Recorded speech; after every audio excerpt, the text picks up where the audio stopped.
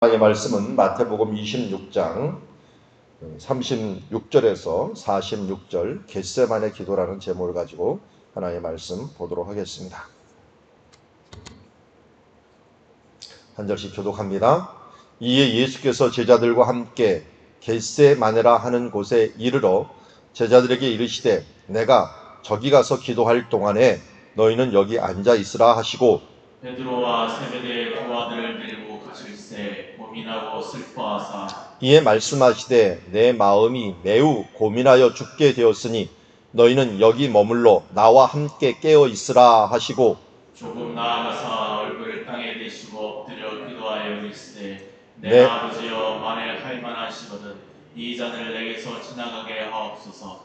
그러나 나의 원대로 마시옵고 아버지의 원대로 하옵소서 하시고 제자들에게 오사 그 자는 것을 보시고 베드로에게 말씀하시되 너희가 나와 함께 한 시간도 이렇게 깨어 있을 수 없더냐. 시험에 들지 않게 깨어 기도하라. 마음에는 원이로되 육신이 약하도다 하시고 다시 두 번째 나아가 기도하여 이르시되 내 아버지여 만일 내가 마시지 않고는 이 잔이 내게서 지나갈 수 없거든 아버지의 원대로 되기를 원하나이다 하시고 다시 오사 보신즉 그들이 자니 이는 그들의 눈이 피고만 일러라. 또 그들을 두시고 나아가 세 번째 같은 말씀으로 기도하신 후 이에 제자들에게 오사 이르시되 이제는 자고 쉬라. 보라 때가 가까이 왔으니 인자가 죄인의 손에 팔리느니라. 일어나라 함께 가자 보라 나를 파는 자가 가까이 왔느니라. 아멘. 오늘 36절에 보면은 예수님께서 겟세마네라고 하는 곳에 이르렀다라고 말하고 있습니다. 예루살렘 성전 있는 방향에서 지금 동쪽을 찍은 사진인데요. 예루살렘 성전에서 골짜기가 하나 있고 그 골짜기 넘어서 감람산이 있습니다. 감람산 꼭대기부터 이제는 유다 광야가 시작이 됩니다. 꼭대기 부근을 벳세다라고 부르게 되고요.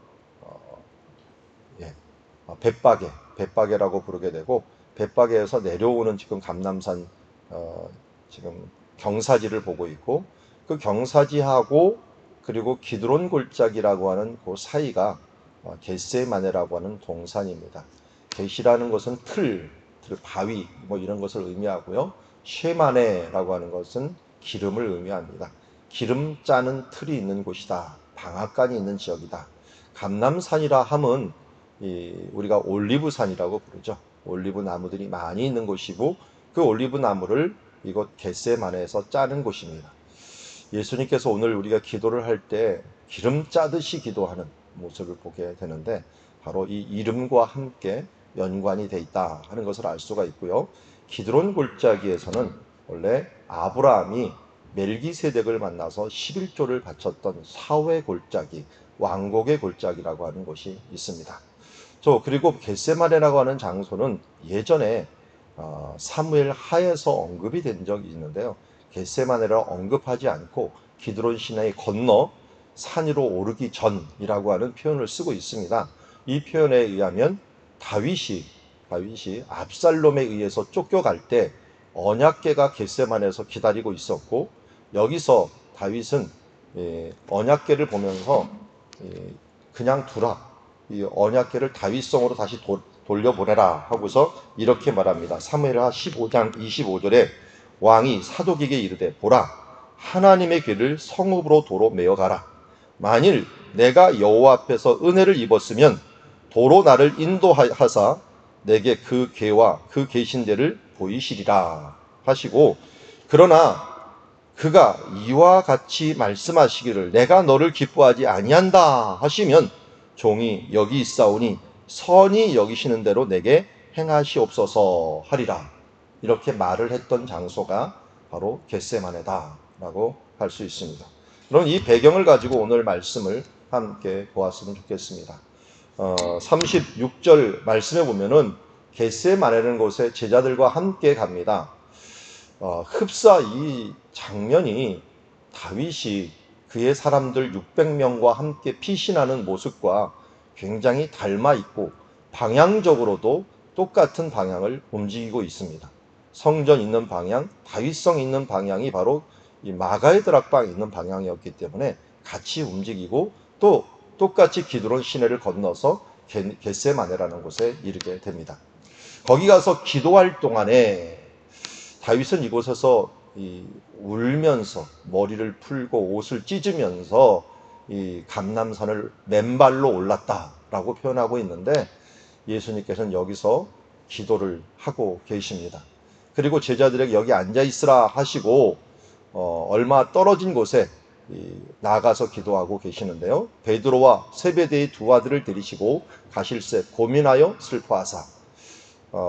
제가 한 작가에게 좀 이 상황을 설명을 하고 그림을 그려달라고 했더니 아주 잘 그렸어요. 그래서 저 뒤에 제자들 두 명이 지금 졸고 있고 예수님께서 기름 짜는 틀, 저렇게 기름 짜는 틀이 생겼거든요. 나무가 있고 나무가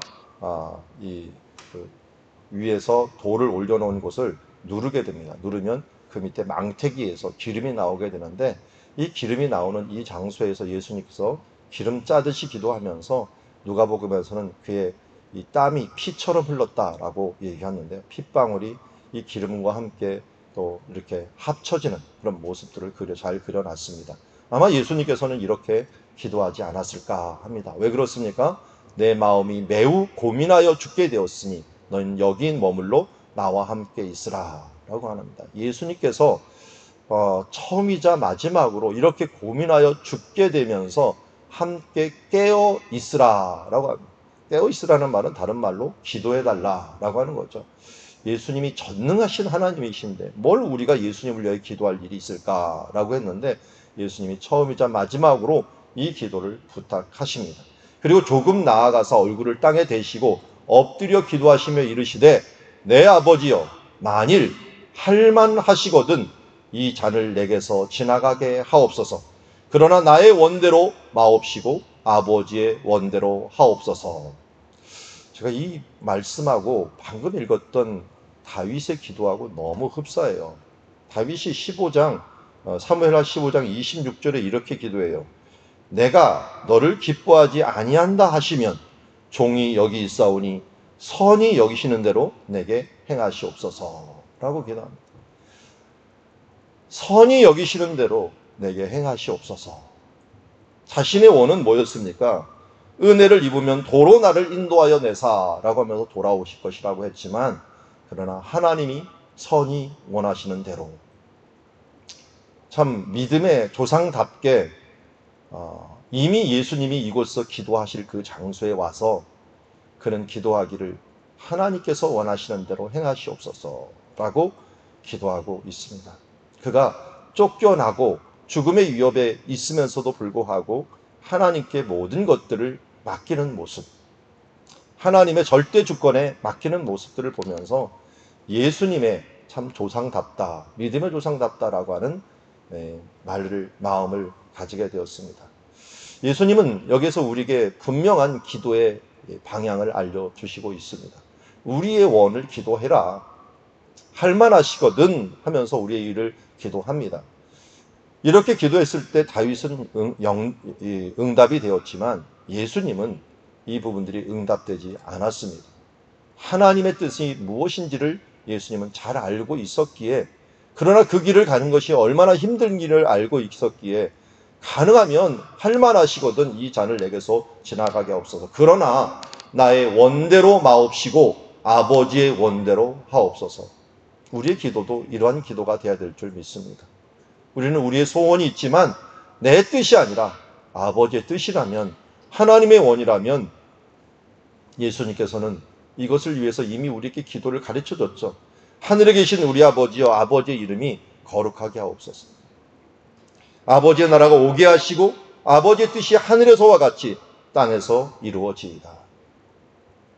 예수님이 가르쳐 주실 뿐만 아니라 기도도 그렇게 했고 실천도 그렇게 하셨습니다.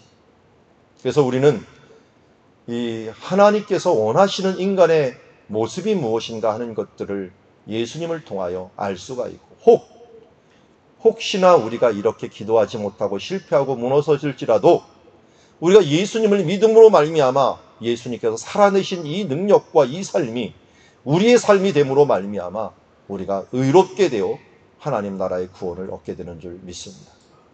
예수님이 다행히 우리가 살아내지 못할 그 삶을 이렇게 살아냄으로 말미암아 그를 믿는 자에게 그렇게 살았다 인정하시고 또 우리를 구원하시는 하나님, 그분을 우리가 찬양하지 않을 수 없고, 시편 기자들이 뒤에 갈수록 할렐루야 할렐루야 찬양했던 이유는 여호와를 찬양할 수밖에 없고, 우리가 요한계시록 마지막에 보아도 하나님 보좌 앞에서 영광이, 그 하나님의 권능이, 이 모든 것을 들려야 될 부분들이 찬양이 하나님께만 있음을 우리가 알 수 있는 것은 예수님께서 이러한 어려움을 이 땅에서 우리를 대신해서 이겨냈기 때문에 우리가 예수 그리스도를 힘입어 구원의 길로 나갈 수 있는 줄 믿습니다. 그러기에 우리는 할 수 없지만 또다시 우리가 이길 수 있는 유일한 길은 예수 이름밖에 없고, 예수님께서 우리에게 주신 성령의 능력만을 의지하는 것밖에 없다는 사실을 다시 한번 깨닫고, 주님, 우리가 우리의 인생을 변화시킬 수 없고 우리의 삶과 우리의 의지조차도 할 수 없사오니 오늘도 주님께 맡깁니다. 주님, 성령으로 부어주신 그 능력과 권능이 우리의 삶을 다시 원동력 있게 이끌어 주심으로 말미암아 예수님의 승리가 나의 승리가 되게 하여 주시옵시고, 예수님의 의지가 나의 의지가 되게 하옵시고, 예수님의 기도가 나의 기도가 되게 하옵시며, 겟세마네의 그 기도의 승리가 우리의 승리가 되게 하여 주시옵소서 하는 마음으로 기도하며 나아갈 때 우리 가운데 계신 성령, 또 우리와 함께 계신 성령님이 우리를 도우시고 우리의 삶을 바꿔가실 줄 믿습니다. 40절 말씀해 보니까 제자들에게 옵니다. 그 자는 것을 보시고 베드로에게 말씀하시되 너희가 나와 함께 1시간도 이렇게 깨어 있을 수 없더냐. 방금 베드로는 뭐라고 얘기했습니까? 내가 죽을지언정 예수님을 떠나지 아니하고 배신하지 않겠나이다. 그런 의지가 확실했지만 기도하지 않고 하나님의 힘을 의지하지 않고는 우리가 조금 이따 보는 것처럼 그런 엉뚱한 사건만을 벌이고 결국 도망할 수밖에 없는 모습을 봅니다. 이게 인간입니다. 인간의 노력으로, 인간의 의지로 무엇인가를 하려고 하다 보면은 처음에는 뭔가 하는 것 같지만 좌충우돌 하다가 결국은 두려워서 떠나는 인간이 될 수밖에 없다는 것입니다. 그러기에 오늘도 우리가 고난주간을 맞이하고 새벽마다 기도하는 이유는 내 힘으로 할 수 없지만 하나님이 주시는 의지와 지혜로서 우리가 이 하루하루를 이겨나갈 수 있는 그런 하나님의 자녀임을 다시 한번 깨닫고, 우리는 연약합니다. 우리는 정말 어리석습니다. 미련합니다. 그러나 주님이 계시기에 주님의 뜻대로, 주님의 십자가가 어리석은 것처럼 보이지만 내게는 하나님의 권능이 되기에 주의 원하시는 뜻대로 한 걸음 한 걸음 나아가기를 원합니다 하는 마음으로 나아갈 때 베드로의 실수를 우리가 반복하지 않을 수 있는 줄 믿습니다. 말씀해 보면 41절에 예수님께서 이 베드로를 향하여, 또 이 세 제자를 향하여, 아니 잠자는 우리를 향하여, 아니 기도하지 않고 이 세상을 이겨나가려고 하는 우리들을 향하여 이렇게 얘기합니다. 시험에 들지 않게 깨어 기도하라. 반대로 깨어 기도하지 않으면 어떻게 된다고요? 시험에 든다. 왜 시험에 들고 왜 우리는 답답해하는가? 깨어 기도하지 않기 때문이죠. 근데 왜 깨어 기도하지 못합니까? 마음에는 원이로되 육신이 약하기 때문에 그렇습니다. 우리 육신은 약합니다. 그러다 보니까 마음에는 원이로되 육신이 약해요. 마땅히 우리가 하나님께서 아십니다. 예수님께서 여기서 이 마태까지도 설명을 해줍니다. 이 43절에 왜 그들이 기도하지 못했는가 보신즉 그들이 자니 이는 그들의 눈이 피곤함일러라. 너무 피곤한 거예요. 이 피곤한 것이 그런데 우리의 합당한 이유가 될 수 있을까? 너무 피곤해서 기도할 수 없습니다 라고 말하는 것이 우리가 하나님 앞에서 핑계 댈 수 있는 근거가 될 수 있을까? 핑계는 될 수 있어도 부끄러운 핑계가 될 수 있을 겁니다. 참 부끄러울 것입니다. 베드로가 이때를 생각하면서 얼마나 민망했겠습니까? 그때 더 깨어 있어야 되는 것 같아요. 도적이 올 줄 알면서 대비하지 않는 사람은 도적 맞고 나서 후회하는 것과 마찬가지로 그날 분명히 도적이 온다고 했고 예수님이 바로 십자가에 못 박히고 또 고난을 받게 될 것이라고 바로 이야기를 했는데 그때를 못 이겨서 피곤해갖고 어찌할 줄 모르는 인간의 한 모습을 보면서 우리가 과연 베드로의 의지보다 낫겠습니까? 야고보와 요한보다 우리가 더욱더 깨어 있을 수 있겠습니까? 그러기에 예수님 우리의 이 연약함을 아시기에 바로 보혜사 성령님을 보내주셨고 우리는 깨어 기도할 수 있도록 하나님께 기도하고 또 그 의지를 주시옵소서. 또 때에 맞는 기도를 하기 위하여 항상 하나님의 의지와 힘과 능력들을 주시옵소서 기도하며 나갈 수밖에 없습니다. 42절 말씀해 보니까 예수님께서 두 번째 나아가 기도합니다. 이번에는 기도의 내용이 조금 달라졌습니다. 앞에는 뭐라고 기도를 했습니까? 이 기도하실 때 아버지여 만일 할만하시거든 이 잔을 내게 지나가게 하옵소서. 이렇게 한 다음에 나의 원대로 마옵시고 마시옵고 라고 했는데 여기에는 내 아버지여 만일 내가 마시지 않고는 이 잔이 내게 지나가지 갈 수 없거든 아버지의 원대로 되기를 원하나이다. 내 생각을 더 내려놓고 아버지의 뜻에 초점을 맞추게 되는 것을 보게 됩니다.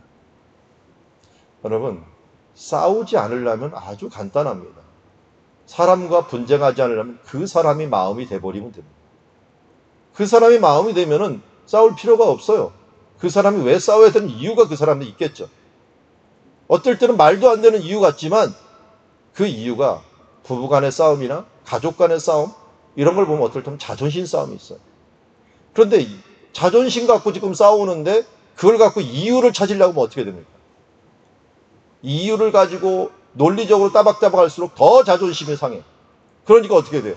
그때는 말하지 말아야 되고 그냥 기다려주고 그냥 그 사람 마음이 돼서 얘기하는 게 중요한데 우리가 그렇게 안 돼요.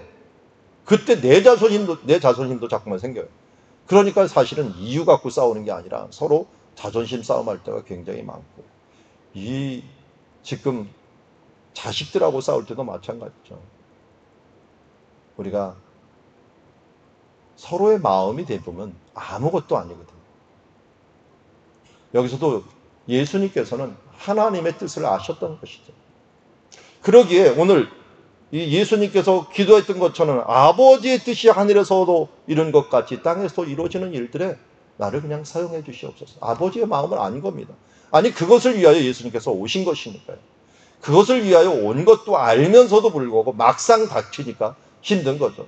마찬가지죠. 여러분 입시나 일을 하거나 또 큰 일을 치를 때 마땅히 그것을 해야 될 줄 알아요. 고3 때는 열심히 기도해갖고 참 열심히 공부해갖고 좋은 대학 가야 되는 거 알아요.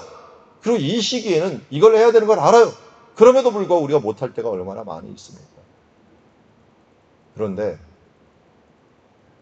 좋은 결단을 하는 사람은 어떤 사람이에요? 어차피 이렇게 해야 되는 시기가 맞구나. 그러면 열심히 해야지 라고 하는 사람이에요.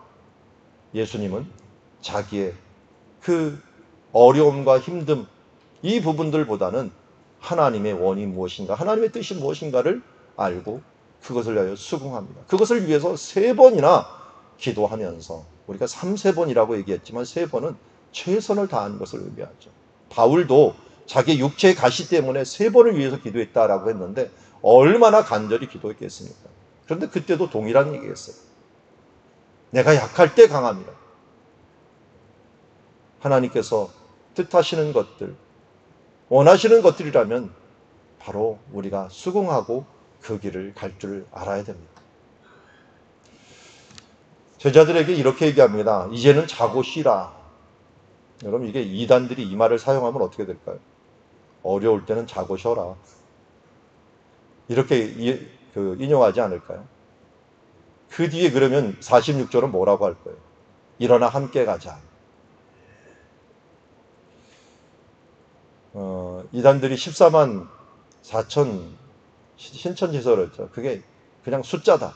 사람들 숫자다 얘기했는데 그 다음 절 얼마 후에 나오는 게 뭐냐면 셀 수 없는 수많은 무리들이라고 얘기 나오고 있어요. 아니 14만 4천이라고 해도 조금 있다가 셀 수 없는 수많은 무리들인데 그럼 14만 4천이 일반적인 숫자냐? 그 뒤에 셀 수 없는 수많은 무리들이라고 얘기했는데 어떻게 그렇게 얘기할 수 있냐? 그러니까 문장을 봐야 되고 앞뒤 문맥을 봐야 되는 거예요. 여기서도 마찬가지죠. 이제는 자고 쉬어라 했으니까 제자들을 버리고 너희들 알아서 해라 이게 아니죠. 보라 때가 가까웠으니 인자가 죄인의 손에 팔리느니라. 이제는 내가 그렇게 자고 쉬는 것이 얼마나 사치인가를 내가 보여주겠다. 일어나 함께 가보자. 보라 나를 파는 자가 가까이 왔느니라 하면서 그들을 따로 피신시키는 게 아니라 차라리 그 장면을 목도하고 함께 대면할 수 있기를 바라면서 데려가는 모습을 보게 됩니다. 오늘 우리는 실패했으면, 기도하지 못했으면 예수님의 음성을 듣고 다시 일어나서 그 길을 향하여 가고 내가 기도하지 못한 것이 어떤 결과를 가져오는 것을 목도하면서 이제는 다시 기도로 실패하는 일이 없도록 주님의 뜻을 위하여 더 간절히 기도함으로 이제 주의 뜻을 알아서 갈 수 있는 그런 주님의 자녀들이 되기를 원합니다. 겟세마네 기도는 십자가의 그 죽음보다 더 힘든 상황이었습니다. 무엇이든지 일을 결정하기 전이 힘든 거지 결정하고 난 다음에는 문제가 되지 않습니다. 예수님께서는 바로 여기에서 피땀이 흐르는 가운데 이 기도를 함으로 우리의 죄를 짊어지는 것들이 얼마나 힘들었으면 그 전능하신 하나님이 인간성을 가지고 있기에 그것을 짊어지고 힘들었고 또 하나님이시지만 하나님과 하나님 사이의 죽음으로 말미암아 단절되는 그 아픔을 맞이해야 됐던 그것이 얼마나 아프셨으면 이것을 알면서도 불구하고 3번씩이나 기도하면서 이것이 좀 나에게 일어나지 않았으면 하는 그런 마음이 있었겠습니까? 우리에게도 마찬가지죠. 가능하면 이런 일들 안 일어났으면 좋겠다.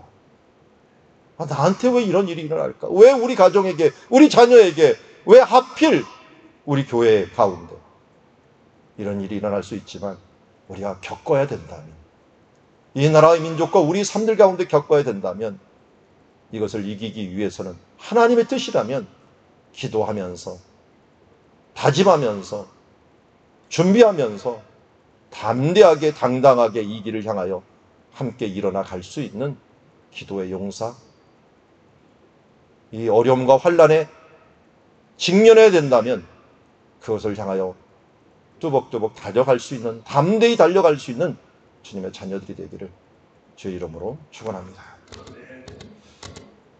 자, 오늘 크게 2가지의 말씀을 보았습니다. 아버지의 원대로라는 것과 마음에는 원이로다. 깨어 기도하라고 하는 예수님, 우리의 연약함과 부족함 이제 핑계대지 말고 깨어 기도하고 예수님처럼 우리 앞에 있는 환난과 역경, 우리에게 닥쳐있는 코로나19의 상황, 바로 이것이 우리가 겪어야 될 것이라면 하나님 기도하며 또 이 상황을 타개하기 위해서 기도의 끈을 놓지 않는 주님의 자녀들이 되기를 원합니다. 우리 시간 말씀을 기억하면서 함께 기도하게 원합니다.